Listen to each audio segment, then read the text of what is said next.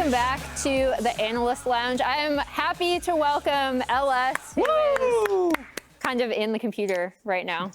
But thank you for taking the time to come off of your co-stream of the LCS and join us. No, I'm really happy to be here. So this is a very fun experience. Yeah, so the segment I really wanted to do with you, because you have this super cool draft tool that we have up. It's drafting.gg. It's LS's own draft tool, and it's even available in English, Korean, and Chinese. So you can do it in multiple languages. I really wanted to, obviously, drafting and itemization are, I think, the two things that are like your strength as an analyst, right? And the things you talk about the most. Wanted to use your tool to kind of go over this draft that we just saw. Before I get into this one, I did want to ask you, what have you thought of TL and 100 Thieves drafts just holistically throughout the split?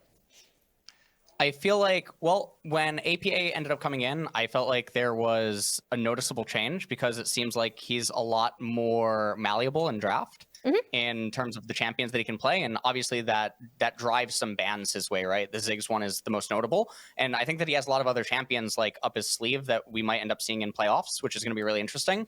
I think 100 Thieves are really all over the place with their identity, but generally what'll end up happening is they find their niche and then they'll just stick to it, right? And we saw that in spring playoffs. So we'll see how the remainder of the series goes. That's interesting that you said they're all over the place, because I feel like talking to a lot of LCS teams and players, they're like, oh yeah, we know exactly what 100 Thieves are going to do. I talked to Nukeduck about it earlier today, and he actually said, he's like, I don't think they were expecting this draft. So we'll start with 100 Thieves just because they ended up losing this game. What did you think of their approach to the red side draft? So the really odd thing about the red side draft for me is that they open with, so the enemy opens B1 Tristana. So this is a multi-flex champion, right? It can go top lane, it can go mid lane, it can go AD carry. Top almost never happens, so it's mostly just mid and AD carry. And then you have R1 and R2, which stands for red side 1 and 2, Azael, Rell. And both of these two champions, sure, Azael can be a lane neutralizer against Tristana, but she's still going to have shove. They're still going to be able to push against one another. But Tristana has anti-engage against these champions. So those as a response seems really weird to me. Rakan, Ezreal come in, B2, B3, and then there's an R3 Ssumday. And I feel like at this point, Summit's pool is too wide to ban out all the remaining champions that can answer Ssumday in top lane. And Ssumday must go top lane, right? You're not doing any funny stuff with Azael at this point inside of the draft. So you can't ban them all out. So now you have two short-range, hard-engaged champions, Azael, who's going to be stationary, and they're threatening to outrange you with Ezreal and Tristana. They have way higher ability. They have a longer range advantage. I mean, I would argue that they have more scaling at this point in the draft. It just gets really weird. And when the Renata comes in on R4, I'd say the Renata blind is kind of weird. Now, some people might not say that it's blind because they already know about the Rakan, but it is blind in the sense that the three champions that she's staring down right now, she's really bad against. So knowing what Liquid are going to do on B4, B5, I feel like the Renata is a blunder on R4. And then the Kennen and the Poppy, I actually think, are also kind of poor picks because in a way. So it gets a little weird, and I think the draft becomes somewhat even, but I still favor Team Liquid in the end. Yeah, I do feel like whenever we talk about drafts, or like whenever I listen to you talk about drafts, it's always, you know, here or here that things start going really, really wonky. An interesting thing, 100 Thieves actually did select red side again for this game. So using this tool, I actually wanted to just talk to you about, like, if you're assuming that TL are going to continue their focus, putting APA on the Tristana, making sure that, you know, Core is on the Rakan or Yeon is on the Ezreal. Like, if you're kind of assuming that they're going to have similar focus, what would you like to see differently from 100 Thieves off the bat?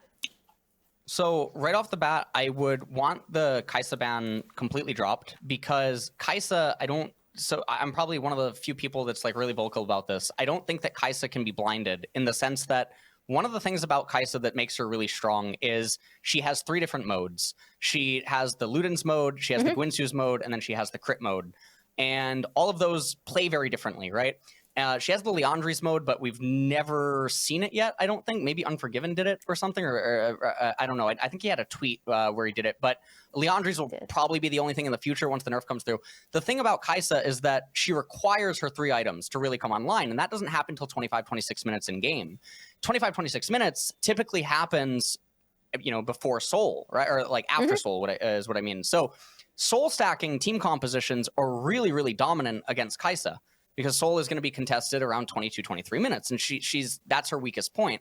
So if teams early rotate Kai'Sa and then you have Soul stacking, she's at her most vulnerable periods and she can't provide any value at that point. And also, like, champions like Ivern are really good against her. Ivern very, very strong inside of the meta right now.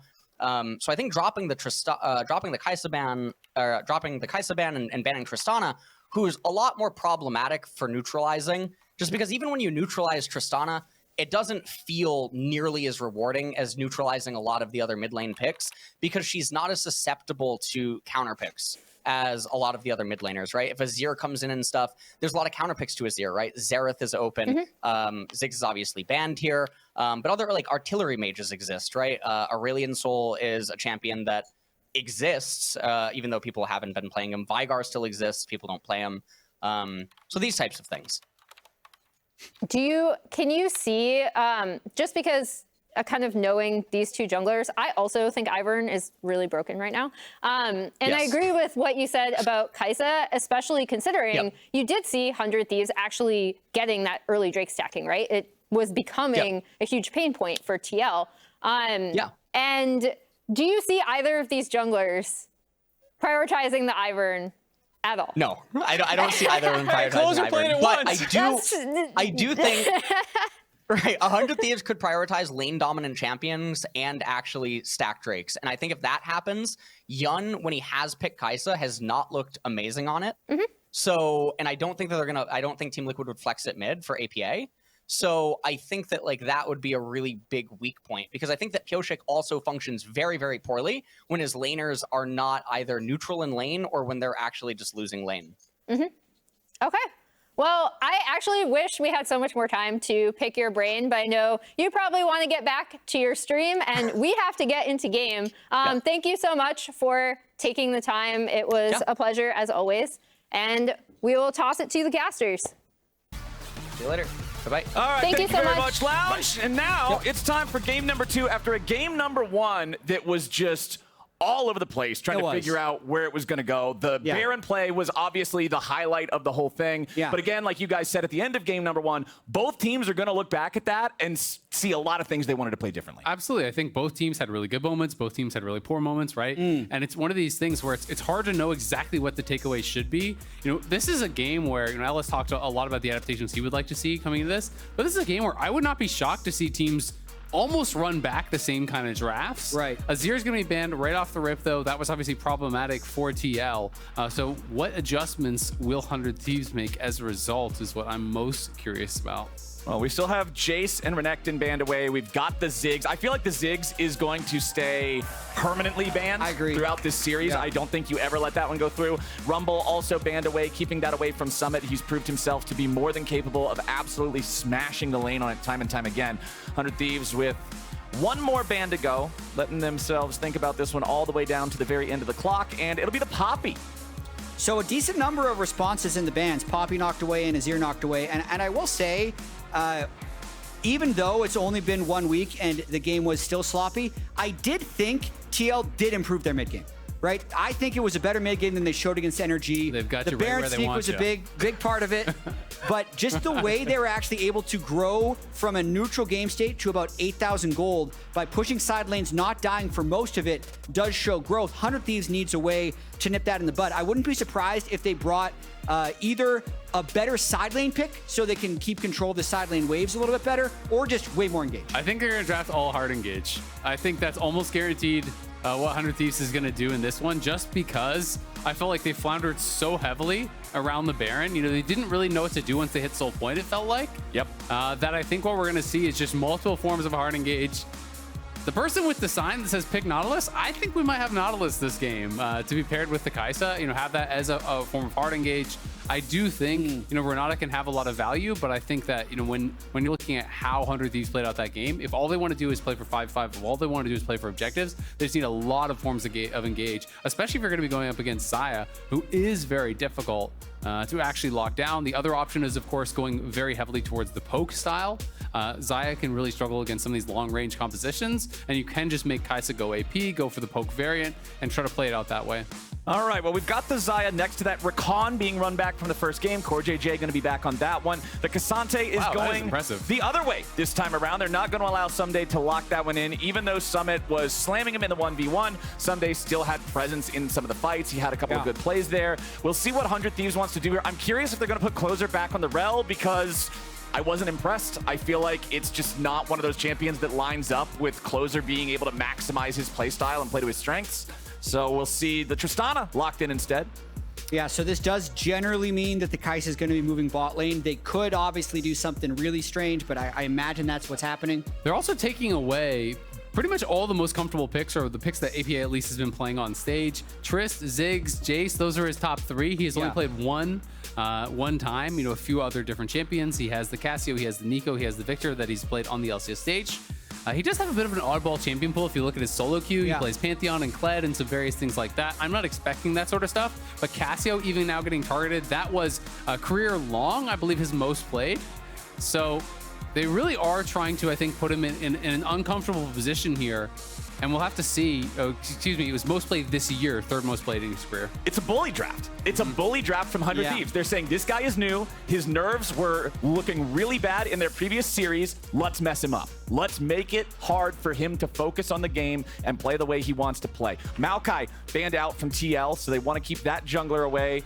Let's see if 100 Thieves wants to continue pinching that mid lane pool. I mean, at this point, you've honestly, like you're talking about, Azael, you've pinched it so much, like go harder. Like if you're going to bully, be a career bully here for 100 Thieves. Oh, actually, I like this. So I think maybe the read is he could play something like an Ahri, so they're banning one of the good pairings with it. And maybe he's trying to put him in an uncomfortable position where it's like, okay, you can play Ahri, but you're not going to play it with a good jungle pairing, so you're going to be playing this kind of this style of champion that maybe doesn't fit with the rest of what your comp is going to be going for. So I think it's a pretty intelligent draft thus far from 100 Thieves.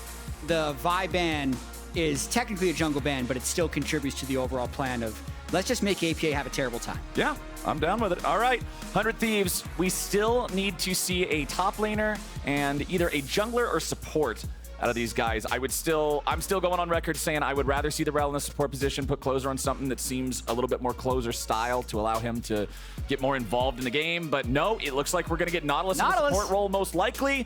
Technically, those two could still flex. It could be Nautilus jungle, it could be Rell support, but we are expecting Nautilus support and Rell jungle.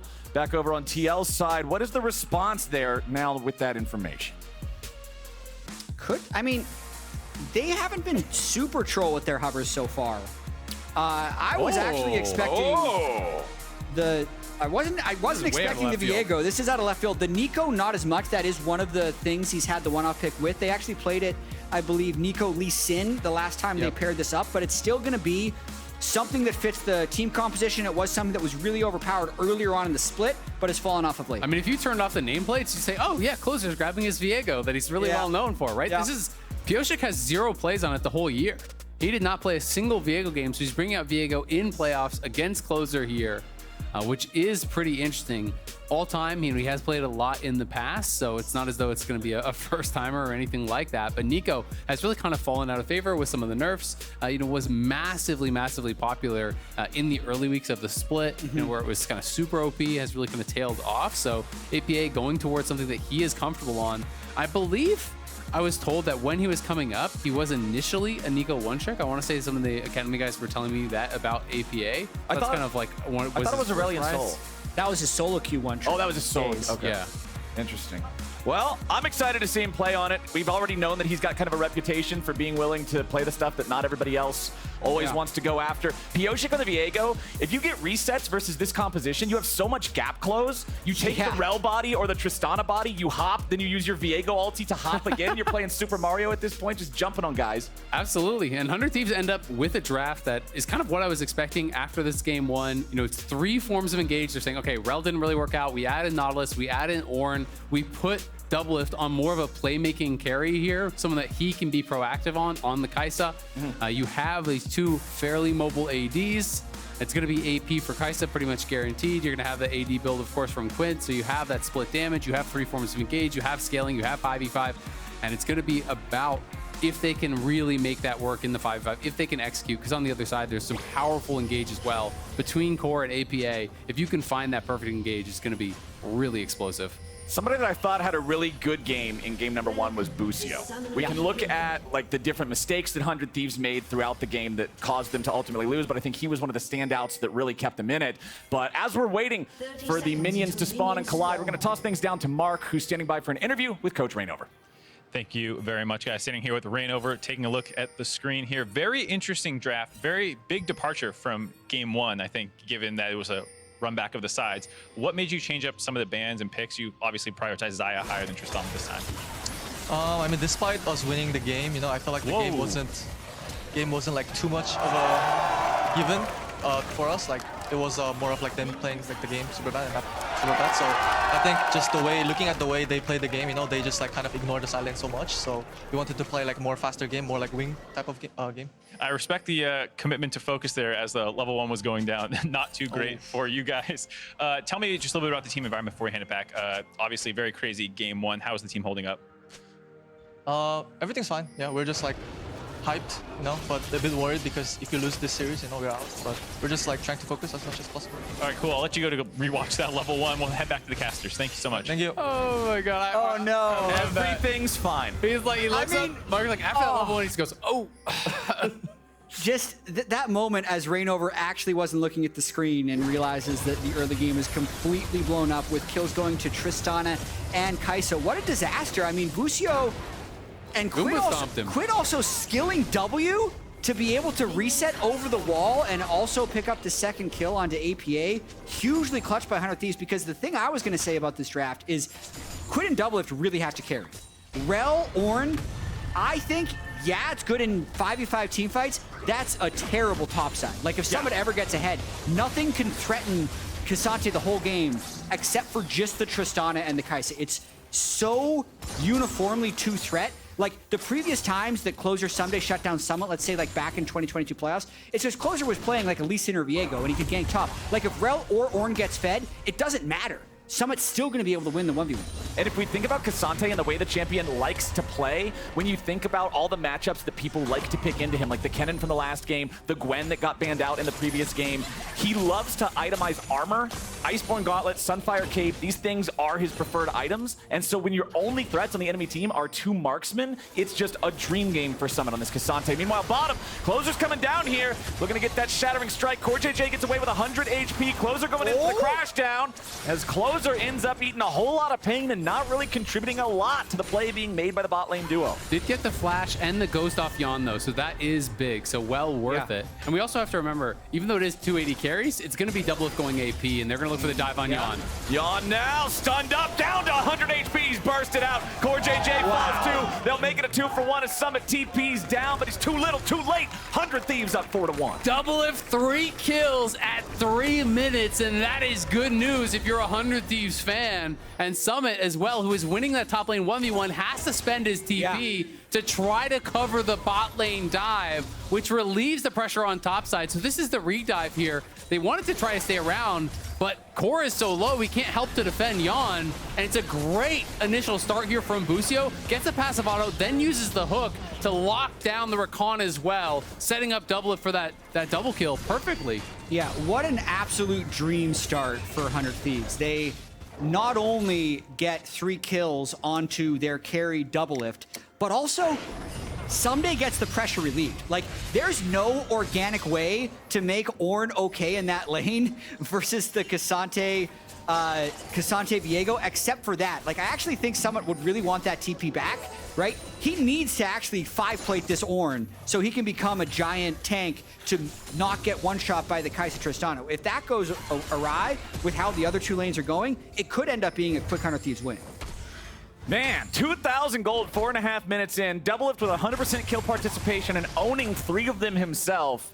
This is perfect for the side of 100 Thieves. Team Liquid have a lot of work to do getting back into this one. And I think after game number 1, where Team Liquid got back into the game with that Baron sneak, 100 Thieves is going to be more aware than ever of plays like that and should be constantly and consistently checking to make sure Team Liquid's not up to anything as the clock goes on. Yeah, absolutely. They'll be trying to watch out for those kind of shenanigans, but I also think that TL's comp is much worse at those kind of shenanigans because Neeko doesn't have that same level of consistent damage, right? You know, basically need Yeon involved in any sort of a Baron play for there to have any realistic chance of it happening. And now I just want to see, can 100 Thieves utilize this lead and expand upon it, right? Because you look at these buys, they both have a D-Blade and a Longsword. It's a noon quiver to that second Longsword for Yeon, so massively favored buys. 400 Thieves, and what can they turn this into? Can they turn it into objectives? Can they turn it into more kills? The big wave. Pyosik wants to fight. Yeah, Pyosik just ready to immediately intercept Closer, who has to use the crash down back of the wall to escape. Doublelift trading with Yeon, but now has to back off as his jungler hard lost the fight there in the river. Pyosik up a level, had the advantage that he was already ready and waiting for him, had the backup from his support, so 100 Thieves have to back away. Ssumday almost solo killed someone on the top side there. It was actually forcing his flash on that Ornn ulti as he went in really aggressive, tried to actually burst him down. Now he has to be careful though because he's out of resources, and this is where Ssumday can go all out. Summit wanted to find that Q3, the knockback, but Ssumday doing a good job sidestepping away from that one. He's played both sides of Kai'Sa versus everything so much at this point. He's got to be aware of what the Kai'Sa game plan is when you drop the ulti there, so nice little bit of footwork from him. Gets out of the way. Yeah, I think this overall sequence, though, is really good to stop the bleeding for Team Liquid because they were at a massive item disadvantage, AD carry to AD carry, but Pyosik had an experience advantage on Closer, and he showed up to bot lane first. So not only did he prevent Yeon and CoreJJ from getting ganked again, he also bought them enough time to get that first Drake. Mountain Drake, I think one of the strongest early game Drakes, and just more specifically, it can buy them more time in this game, right? Because if 100 Thieves has this strong 5v5 team fighting composition, the way they win is they generally have to stack up the neutral objectives until the game is over, and TL now has a longer amount of time before 100 Thieves gets a soul. And 100 Thieves has just shown that they're not really comfortable ending games through side lanes, not really comfortable looking for alternative wing additions. You know, they generally do have to play towards objectives, draw their opponents to them, as you're saying, you know, and find their wins there. So, you know, just delaying that soul is going to be really nice, but it is still a nearly 2K lead here. 400 Thieves, 7 minutes in, which is obviously massive. The Shiv is going to be done on next base here for Doublelift. He only needs a couple hundred gold, so that is going to be incredibly fast for him. Quid will likely have a very early Kraken, as he knows he's going to have to be dealing with this Ssumday, so 100 Thieves off to a great start, and I want to see them looking to play towards Herald. They have this big gold advantage. They need to be continuing to expand that. They didn't get the early dragon with their bot Cryo, so I think they should definitely be playing for Herald. Ssumday just want nothing to do with these extended trades against Kai'Sa. The wave's pushing into his turret anyway, so he's going to fall back.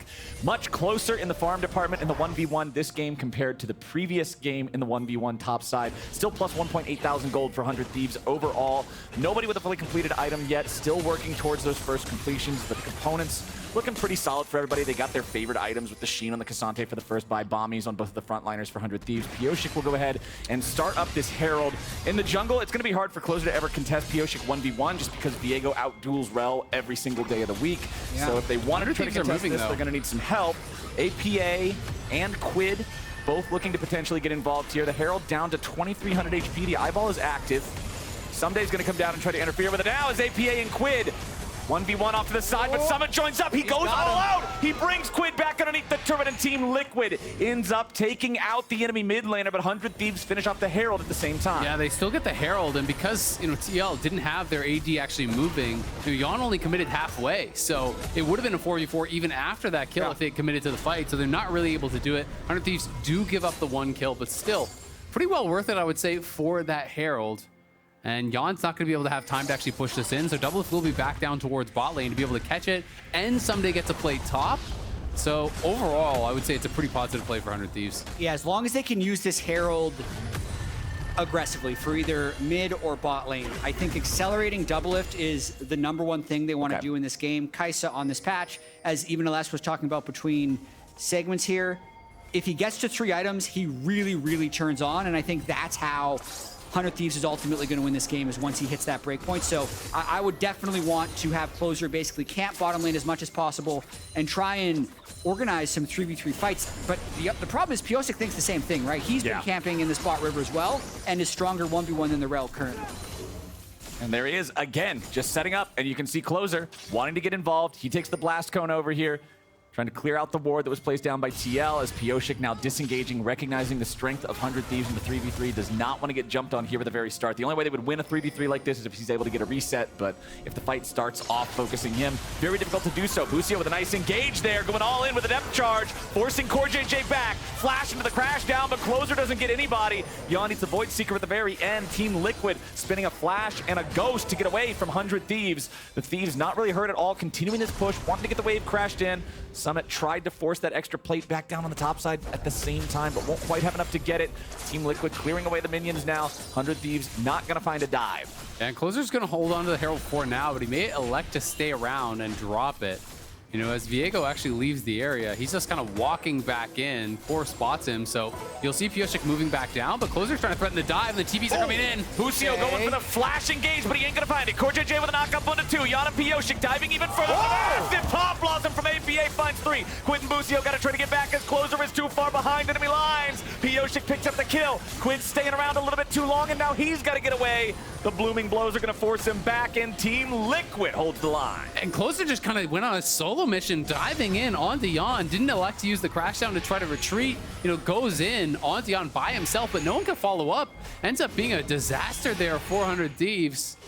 And I'm not sure how much time is actually left on that Herald either, but we can watch this one more time. I think the initial play was good. I think threatening the dive is good. Yeah. But kind of just commits way too far. You know, they go for the initial play. After this, out.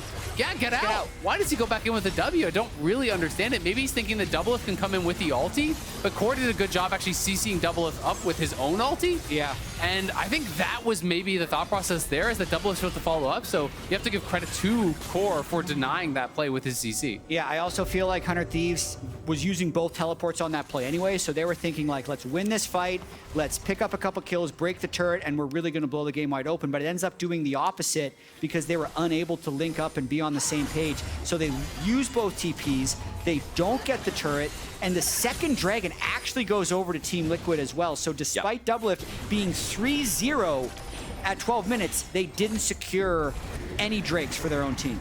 In the past, we've seen Closer make similar plays on champions like, and I'm going to sound like a broken record here, Lee Sin or Viego, champs that can dive into the back on their own.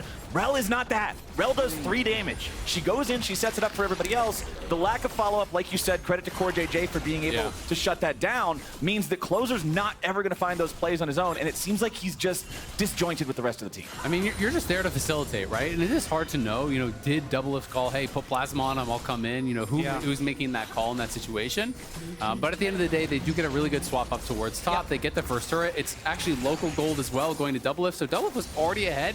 Now he's 2,500 gold up on Yeon. That is ridiculous. As far as a lead at 12 minutes in an individual matchup, that is a huge lead for a team. He is the entire lead right now. So Doublelift must have a good game. Already has his Shiv here early on. Is going to be getting a very quick 2 items for this Nashers.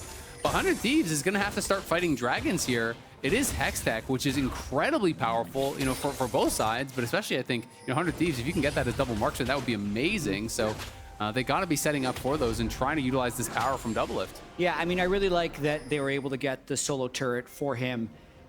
As we've been talking about a lot, so apologies if this is a broken record, but every playoffs, summer playoffs Doublelift has been in since 2015, this is crazy, he's won. 2015 through 2020, he won every single summer playoffs. He takes 2 years off. He's in summer playoffs again, but starting from the lowest point he ever has. 8th place, lower bracket, already down a game to Team Liquid, but does have 2-item Kai'Sa at 13 minutes, 45 seconds. Massive. Team competition completely requiring him and Quid to do basically all the damage. They do have a 2,500 gold lead, but even now, like, I'm not sure if 100 Thieves will have what it takes because there's so much utility and only the 2 carries. Yeah, we'll see. I mean, I do think Doublelift had a really good game number Look at one. The gold. He was very solid on the Varus and didn't really make a lot of mistakes. Never was really getting caught out. But it's more about the team calls, and you can criticize Doublelift for that too because he's part of the team. Someone needs to make some better shot calls, decisions for this team in the mid game. But at the end of the day, I think individually he played well, and we'll see if he can make good on this lead that he has been gifted through the early game action and really slam home an advantage. They're setting up around the second Herald. Clearly they want to fight for that. Doublelift is up in this area still. He's going to push out top 1 wave and then move back towards the Herald. You can see Ssumday's down through bot. Summit is moving up through mid, but Ssumday does have his TP to respond. I would expect 100 Thieves would want to contest here with a teleport. Well, Doublelift has a full item up. So it would be a good fight as long as he can get the right entrance. Gotta watch out for the APA Wombo combo on Neeko, though. Here we go. TP coming in. Ornn is not afraid to join up in the very middle of everything. Eyeball open on the Rift Herald, down to about 3k HP. Quid off to the side. Got to be careful about the feathers. CoreJJ gets caught before he's able to find his entrance, but he still gets some of the CC anyway. APA with a 4-man ulti. Team Liquid striking back, but Doublelift is still alive. He finds a double kill, but Summit takes it over the wall and shuts him down. Pyosik's ready to reset. It's a 3v3. Crash down comes in. Pyosik's about to show closer who's the better Rell, and it's the one playing Viego. Summit and Pyosik continuing the chase with Yeon behind him. Quid and Busio got to escape as Pyosik continues moving on forward, and that's going to end the fight. That's a huge fight for TL there. Pyosik secures the Herald, gets multiple kills. He's now 3-0 on the Viego, already had the Triforce, and he gets the Herald to drop here. 100 Thieves really wanted to win that fight. Doublelift didn't have his flash, and they were able to pile in on him thanks to a great engage from APA. The start was so bad as Core gets locked down, almost dies immediately, but then APA is able to find this massive ulti on 3-4 members. Yeah, APA has been able to find very good angles, and I think 100 Thieves obviously wants to get the pick on a CoreJJ, but that's a lot of cooldowns burned on a support. So APA flashes forward, boom, 1, 2, 3, 4 stunned, and that's enough to get Doublelift low so Summit can just blast him over the wall. And that's I think, the win condition for Team Liquid. It's not about the Yeon versus Doublelift matchup. It's, can Ssumday just kill Kai'Sa? And until Kai'Sa gets enough items, that will be true. Doublelift trying to close in on that third huge power spike item for Kai'Sa. I mean, it's kind of just everyone versus Doublelift, honestly, is going to be the story of this game. You know, it wasn't even just APA. It wasn't even just Summit. Yeon Ghost Flash ultied onto Doublelift. They're all piling in to try to get that big shutdown off of him. They're going to drop the Herald mid, want this but Drake. 100 Thieves is on Dragon here, so they're going to try to force it. But this means they're going to lose 2 turrets mid for this. Potentially even more than that, which, again, is a pretty questionable call. Yeah, 100 Thieves really hard committing to keeping Team Liquid away from Soul Point. Not even Soul, just Soul Point. The Herald about to get its charge off onto the 3rd turret in mid lane. Massive amounts of damage done to the 100 Thieves infrastructure here. And they can probably sweep top lane and get this turret pretty quickly as well. So huge gold influx from the disastrous early game that Team Liquid had. Doublelift starting 3-0, 2 kills at level 1, 1 going to Quid and 1 to Doublelift. To be 6 kills to 6, 500 gold down, up 1 Drake, has got to feel pretty good for Team Liquid. Absolutely, and Pyosik is going to be closing in on his 2nd item, right? And Viego, from that point, could potentially snowball, but they're looking for a dive on Yeon. Busio with the engage, forces out the Feather Storm immediately. Ssumday summoning up the Ornn Horn, and CoreJJ is taken out by Doublelift. Nice counter punch from 100 Thieves. Doublelift is still incredibly strong. You have to respect the power he has in this game. They try to go in for him. Doublelift's able to backstep on that engage and just melt through Core. APA, though, playing out towards those side lanes, and 100 Thieves are just going to commit to going through mid. It's just Pyosik here defending. I don't think he's safe to do so. Yeah, 1v3, that Viego is not feeling too confident. Yes, only Doublelift is the real damage threat, but the other two have so much CC that Viego can just never move if he gets caught by anything. So he will at least be able to clear the wave out long enough to defend that tier 1 turret at a very small amount of HP. And I think this game's in a really interesting point. Okay. Especially for Team Liquid, because throughout the regular season, they were so bad in the mid game. They'd constantly have these early game gold leads, and then Summit would die in side lanes, or they'd make bad team fight decisions and they'd lose. They did manage to come back in game 1. I think in this last week, their mid game has improved, and they need to win this game through the side lanes. They cannot just walk up to this 6-kill Kai'Sa with Ornn, Rell, Nautilus engage and expect good things to happen. They have to prep their side lanes, they have to flank, and they have to play creatively. So it is going to be really tough for Team Liquid to win this game, but if they do, it will actually, I think, show a lot of growth from the last time we saw them. Yeah, and I want to see them coordinate on these engages, right? You talk about those flanks that they're going to need. It has to be APA going at the same time as CoreJJ, going at the same time as Summit, having these multi-prong attacks all coming in at once. And we'll see if they're going to be able to pull that off. And 2nd item already done now for Pyosik. He's going towards Sterek, so he is really powerful. They're playing through bot, as the answer is for 100 Thieves, just go back through top. Quid's pushing up there, Doublelift, Closer, and Busio around mid. So they should be able to eventually secure this mid lane tier 1, and they're pushing on that top lane tier 2, but Pyosik is here to threaten. APA wants to clear out the wave, but he's not going to clear it all out in time. They're dropping the depth charge on the real Neeko, but the Pop Blossom forces them to give up on going all the way in for the kill as he makes his way back underneath the tier 2. 100 Thieves disengaging after that one as the rest of TL shows up. That was well played by APA. Uses the clone to block the initial play, then is able to just get back to the turret, uses that ulti defensively.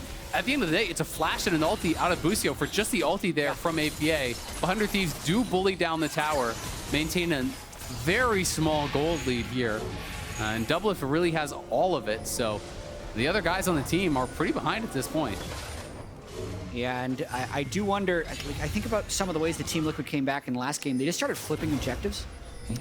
That could definitely be in the cards. I don't think they're going to do it at 20 minutes with Baron, but look for some really explosive fights at the Drakes. Like, yes, 100 Thieves has a lot of engage, but unless they find the right trigger pull, the biggest fights are going to be around the next Drake in a minute 30. And it's going to be a Luden's build here for Doublelift. He is about, he actually has enough gold now, I think, in pocket. So next time he goes back to base, he's going to be on that massive 3-item power spike here. You know, at 20 minutes, having enough gold for that is ridiculous. And then they can play really heavily around him. You have that Luden's poke. You're looking to chunk down all these members. Yes, Summit will be tanky. You don't want to be hitting the Ssumday. He even went for a Spirit Visage build. Yeah. But besides that, everyone else is actually a pretty high value target. No one is going to be that durable.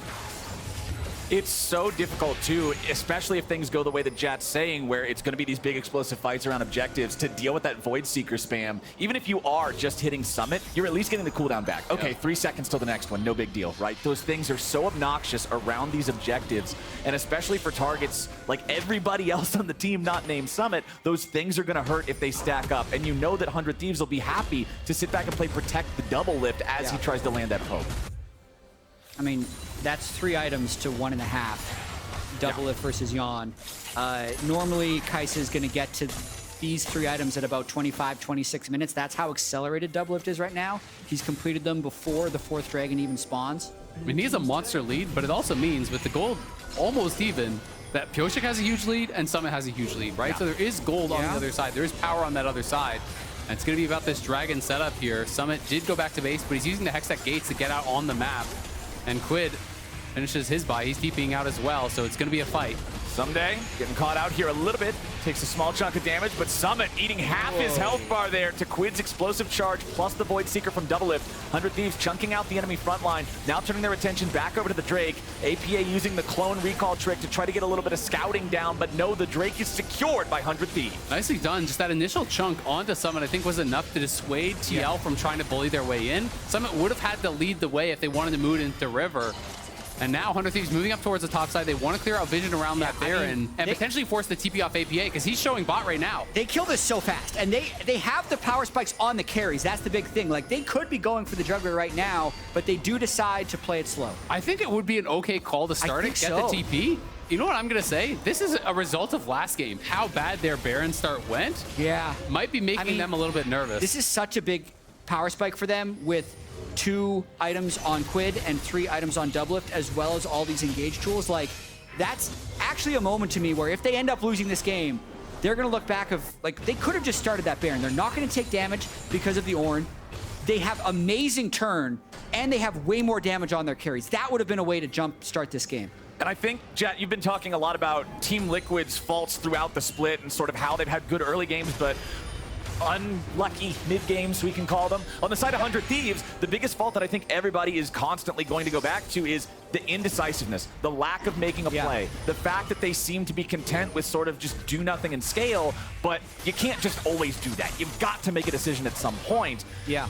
And so I'm curious, is this going to come back and bite them? Because otherwise, I don't know. Look at Ssumday. He's moving up towards mid lane, so they're looking for an engage around mid or a Baron start, because APA is staying bot. This time I think 100 Thieves absolutely will start the Baron if there's not a response here. They're moving up, and they move somebody all the way from bot, so yeah, they're going to start it right now. Okay. Critically, though, both APA and Yeon did complete their second item, so they're much stronger than the last time 100 Thieves could have done this. Summit going to the Hex Gate to the back of the Baron pit. TP coming in now to make sure they can bring APA in, but APA immediately thrown up into the air. Pop Blossom finds Closer, but he's the only one. APA tries to get away, but the got the killer instinct. Yeon goes up into the air, but he'll die as soon as he lands. Ssumday taking the kill credit on that one as Quid jumps forward, going after CoreJJ. CoreJJ. Doublelift versus Summit 1v1 off to the side as Busio gets jumped on by Pyosik, but the Viego will not find a kill just yet. He finally gets one. He's going to try to take the body. Over the wall goes Closer. Magnet Storm on 2.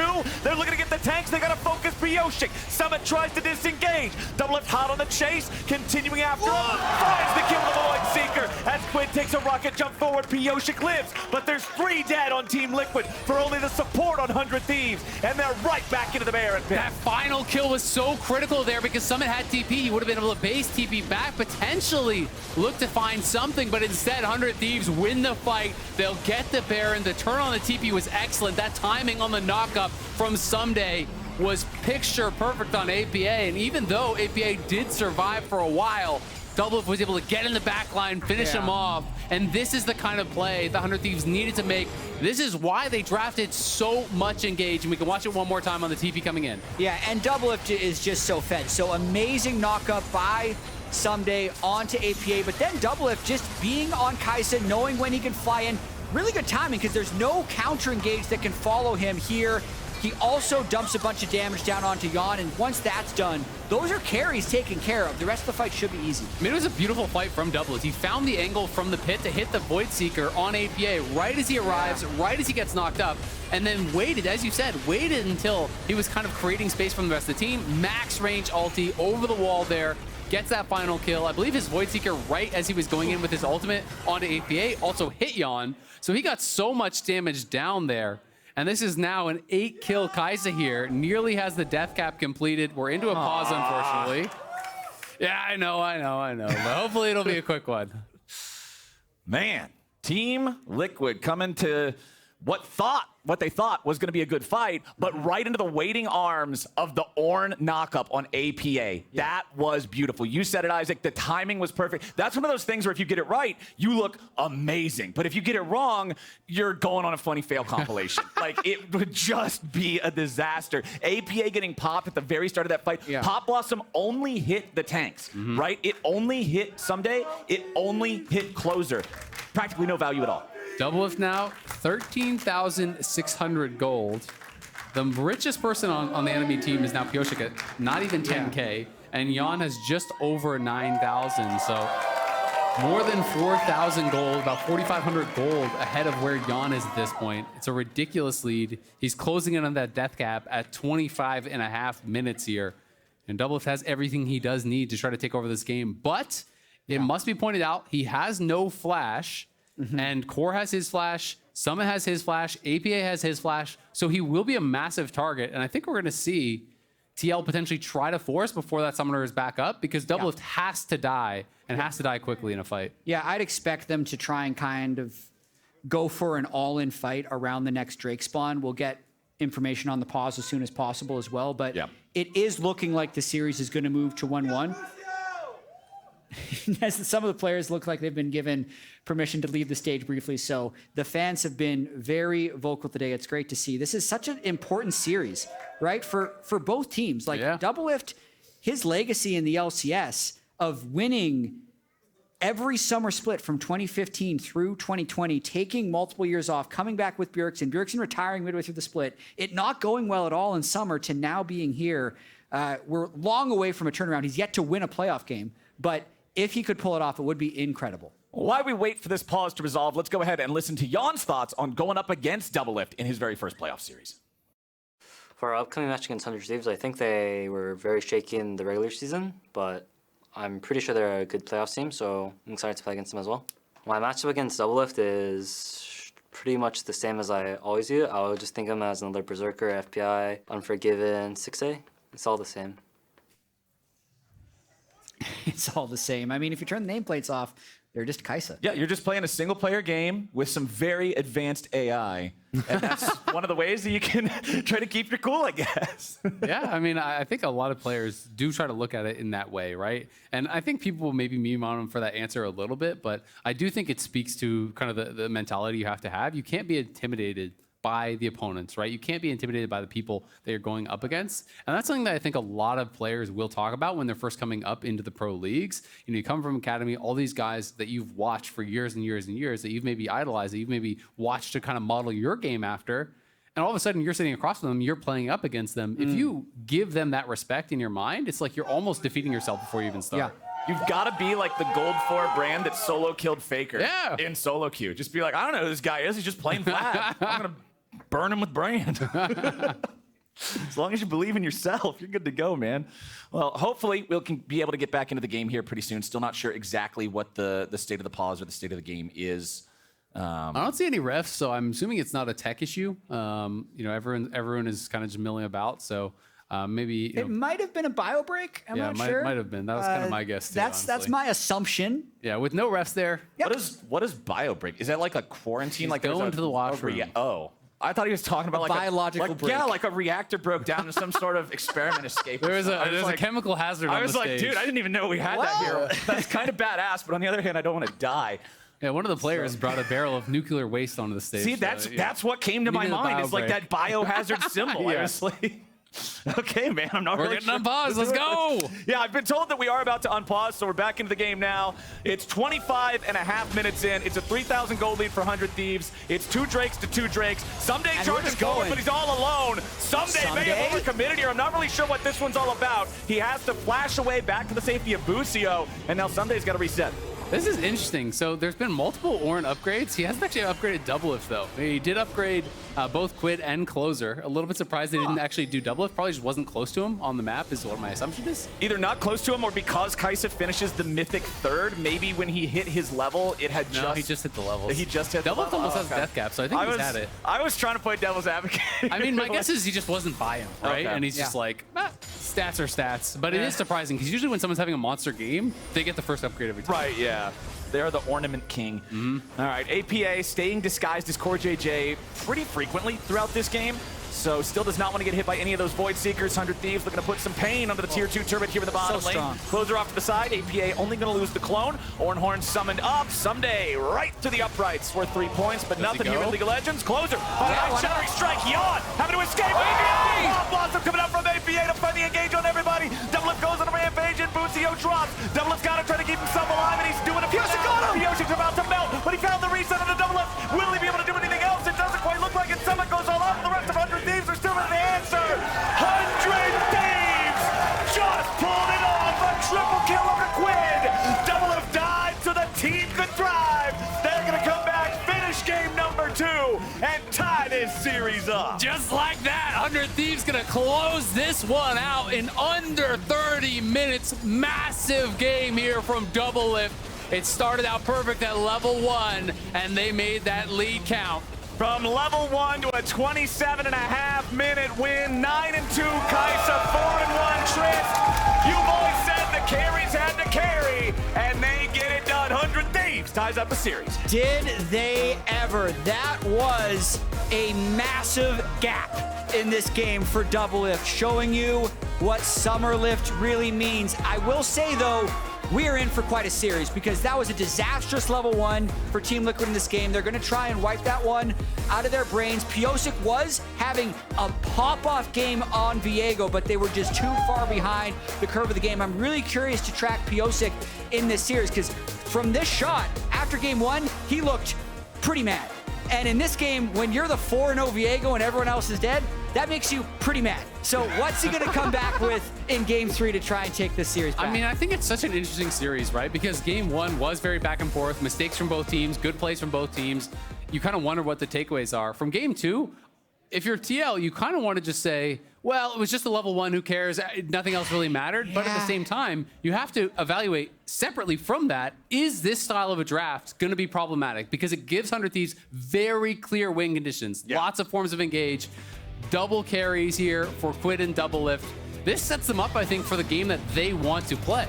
Yeah, and weirdly enough, thinking about this last fight, this could have been the window back for Team Liquid. Like, they actually got Doublelift. Doublelift flew in for the kill on Yeon, and that's where they're able to land this massive stun from APA, actually. He sees the window here, Core and Neeko at the same time, but he's just so fed, right? Yeon isn't really in range to do damage.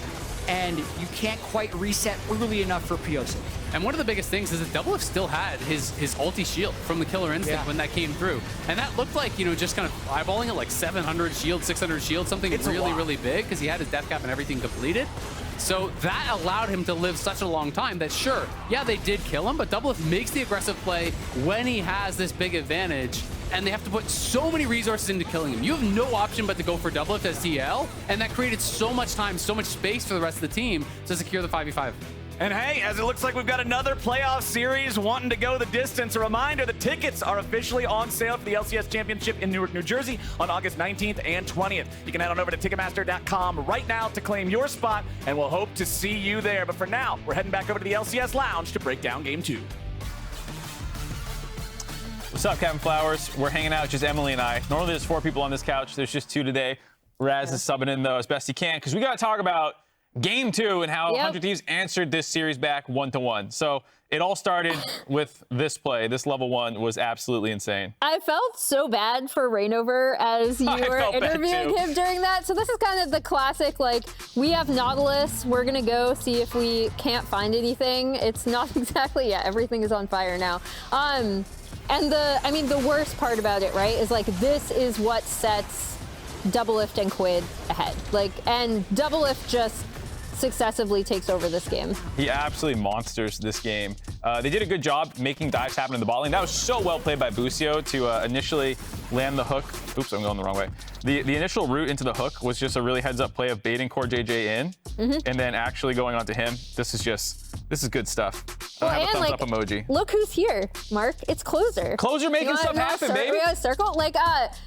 I know it sounds sarcastic, but I actually have really enjoyed seeing Closer get a lot more involved. Not just in this game, in the game previously, it didn't work out, they still lost, but in here, he has still been able to do a lot with his lanes, a lot more than what we saw from him in the regular season. This is just...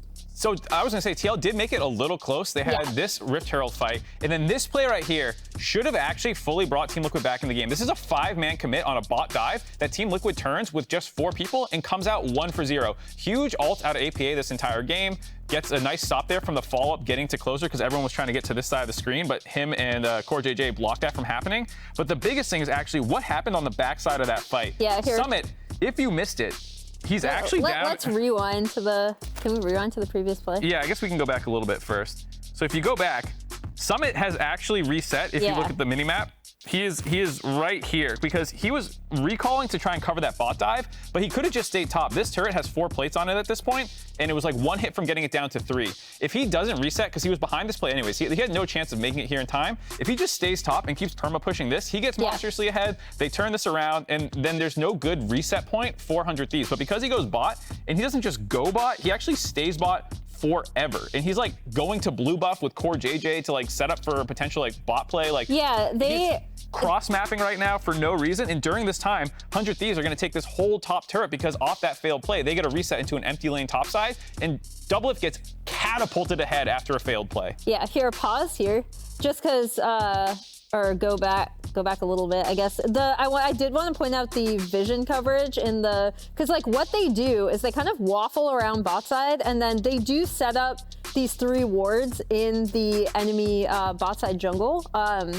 But like you said, there's the play where Summit could have just stayed cross map, stayed in lane, gotten those plates for himself, and then this where Doublelift just ends up getting all of that gold. Yeah, I mean, it was, I think, around the 2,500 gold swing between Summit getting his own plates and 100 Thieves getting a free entire turret topside funneled into Doublelift. And Team Liquid played some of the mid-game fights out okay, but Doublelift was just so strong. And even in this play, which is, again, a decent fight out of Team Liquid, I think Doublelift ended up picking up 2 more kills, and they have to, like, commit everything to get him, you know, and he just keeps getting further and further ahead in this game. And then, despite some nice plays by Pyosik, who had a good Viego game, and Summit having a decent Ssumday game, it just wasn't enough to actually get all the way ahead. And you can see it's just a disaster for the side of Team Liquid after that. Yeah, I mean, I think the other big thing was that that big Baron fight that ended up happening.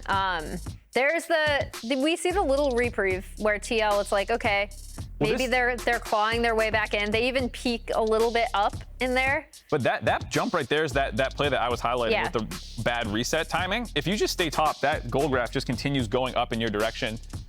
So unlucky there. Team Liquid almost fought their way back in, but 100 Thieves looking very good. Doublelift having an absolute monstrous performance. 23k damage. Closer getting involved. He did a good job playing around him. TL selects a red side. So this is the first time that we're going to swap things up. Very interesting there. Despite being 1-1 on blue side, they are jump and ship. Yeah, it's been really interesting seeing teams value red so highly. It's been hotly contested this playoffs. That's going to do it for us here. We're going to go to break and see you on the other side for game 3.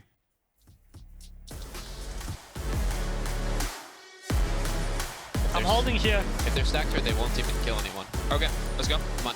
Busio, you are. I'll ward. Rell come. Yeah, I'm holding. Fighting here. Rakan city. Rakan no flash.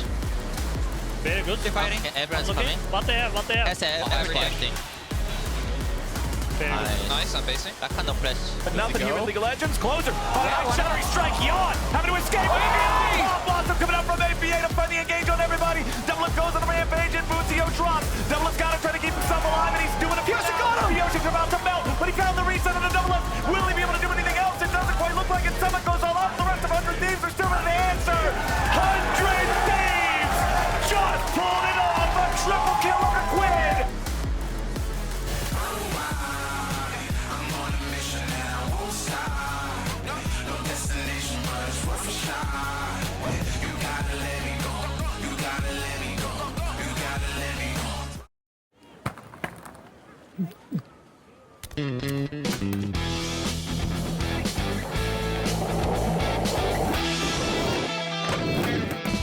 Who said you can't teach an old dog new tricks?